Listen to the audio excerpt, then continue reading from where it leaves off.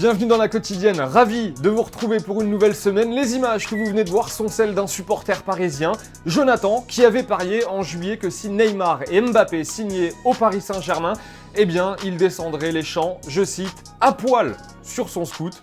Paris tenu. Paris tenu et Paris toujours invaincu. En Ligue 1, après son succès 2-0 hier face à l'OL au Parc des Princes, 2 CSC de Marcelo et Morel, propre. Si ça, c'est pas de la chance. On dit que la réussite va aux puissants, c'est le cas.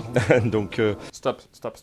Match dans le match, vous l'avez vu, entre Cavani et Neymar, le Brésilien qui a demandé à l'Uruguayen de le laisser tirer un penalty, requête refusée par Cavani. Et sur un coup franc, Dani Alves a refusé de donner le ballon à Cavani qui lui demandait avec insistance pour le donner ensuite à Neymar. Cavani qui a rejoint d'ailleurs directement les vestiaires tout de suite après le coup de sifflet final et qui, regardez sur ce tweet de notre confrère Xavier Barret, a quitté le stade sans passer par la zone mixte.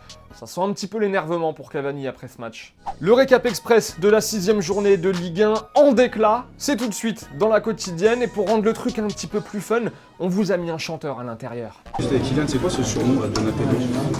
Ça ressemble un peu à une tortue, donc... Je crois que Dieu a un plan avec moi. Je suis un meneur d'hommes, c'est déjà pas mal. Ouais. Après pour le reste, bon. Clinton a fait un super match, on est tous très contents pour lui. il y a plus de choses qui nous rassemblent avec le Paris Saint-Germain pour la défense du football français. Pause. Vous savez, c'est toujours un petit peu compliqué quand il y a un joueur blessé sur le terrain et que l'arbitre n'arrête pas le match. On ne sait pas trop si on doit continuer, si on doit s'arrêter. En 3e division allemande, on a trouvé la solution. Cash. Also das Ding hier ist noch nicht durch. Selbst wenn jetzt Granatowski den Ball hat. Jener gefällt mir gut. Granatowski lässt ihn liegen. Und das ist das Tor. Was Tor? Dieser. Nein, nimmt Granatowski, der den Ball einfach Fuß. En Ligue 1, toujours après cette petite pause, Saint-Étienne est allé gagner à l'extérieur 1-0 ce week-end sur la pelouse de Dijon.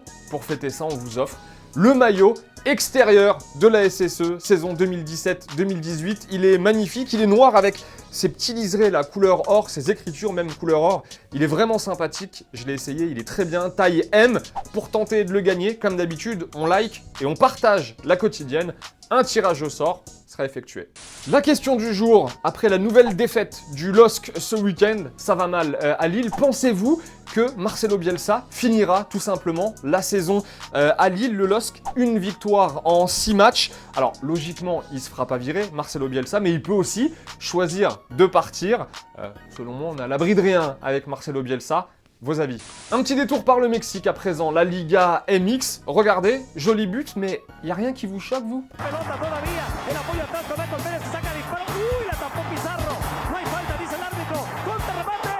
Bon, on se la refait maintenant. Regardez, sur ces images, ce défenseur qui nous la joue genre « je vais donner ma vie sur le terrain », en fait, il a juste peur du ballon, le bonhomme.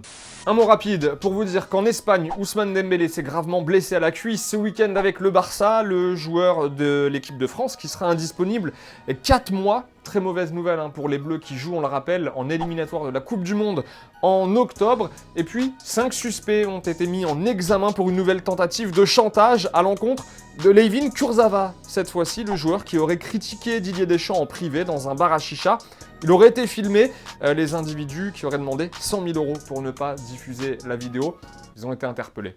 Avant de nous dire au revoir, un mot du premier Euro de foot golf qui avait lieu ce week-end dans le Loiret. Belle performance pour l'équipe de France qui décroche le titre de vice-championne d'Europe. Les Bleus battus malheureusement par l'Angleterre en finale. Félicitations quand même. C'est la fin de la quotidienne. Merci de nous avoir suivis. Comme d'habitude, on n'oublie pas le petit like, le petit partage qui nous aide bien. On se retrouve demain et on va se quitter avec des images d'un ancien de la Ligue 1 qu'on connaît bien, Kim Källström, qui est retourné chez lui en Suède. En revanche, sa frappe, il nous l'a trop faite en Ligue 1 celle-ci. À demain, ciao.